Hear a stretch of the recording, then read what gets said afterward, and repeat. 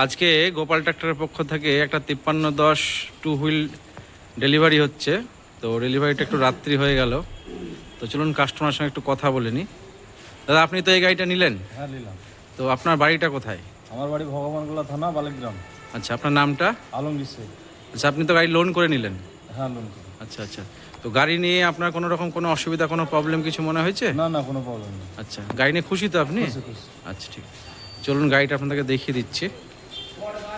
এই 5310 CRD engine, এটা 2024-এর গাড়ি।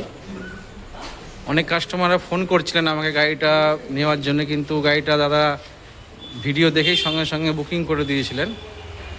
তো সেই জন্য গাড়িটা আমি আর বেচতে পারিনি কাউকে।